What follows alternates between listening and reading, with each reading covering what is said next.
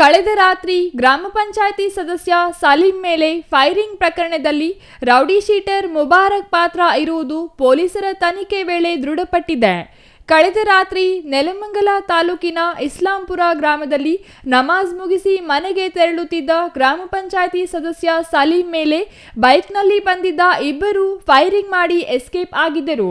ದಾಳಿ ಮಾಡುವ ವೇಳೆ ಓರ್ವನ ಹೆಸರು ಹೇಳಿ ಫೈರಿಂಗ್ ಮಾಡಿದ್ದು ಪೊಲೀಸರು ರೌಡಿ ಶೀಟರ್ ಮುಬಾರಕ್ ಪತ್ತೆಗೆ ಬಲೆ ಬೀಸಿದ್ದಾರೆ. ಫೈರಿಂಗ್ ನಡೆದ ಸ್ಥಳದಲ್ಲಿನ ಅಂಗಡಿಗಳಲ್ಲಿದ್ದ ಸಿಸಿಟಿವಿ ಡಿವಿಆರ್ ವಶಕ್ಕೆ ಪಡೆದಿರುವ ಪೊಲೀಸರು ನೆಲಮಂಗಲ ಡಿವೈಎಸ್ಪಿ ಜಗದೀಶ್ ನೇತೃತ್ವದಲ್ಲಿ 2 ತಂಡಗಳನ್ನು ಮಾಡಿ ತನಿಖೆ ಕೈಗೊಂಡಿದ್ದು ಆರೋಪಿ ಪತ್ತೆಗೆ ಹುಡುಕಾಟ ನಡೆಸುತ್ತಿದ್ದಾರೆ. ರೌಡಿ ಶೀಟರ್ ಮುಬಾರಕ್ ಈ ಹಿಂದೆ ರಾಮನಗರ ಕಾರ್ಪೊರೇಟ್ ಕೊಲೆ ಕೇಸ್ನಲ್ಲಿ ಜೈಲಿನಲ್ಲಿದ್ದು ಪೆರೋಲ್ ಮೇಲೆ ಬಿಡುಗಡೆಯಾಗಿ ಬಂದಿದ್ದು ಈ ಕೃತ್ಯ ಎಸಗಿದ್ದಾನೆ.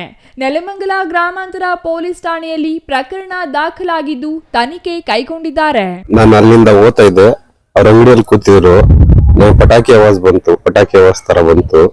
ಹೋಗಿ ನೋಡಿದ್ರೆ ಅವ್ರ ಮಗ ಓಡೋಗಿ ಹಿಡ್ಕೊಂಡ. ನೋಡಿದ್ರೆ ಇಲ್ಲಿ ಬುಲೆಟ್ ಇಲ್ಲಿ ತಗಲಿತ್ತು. ಇಡೀ ಅಂತ ಹೋದ್ರು ಅಷ್ಟೇ.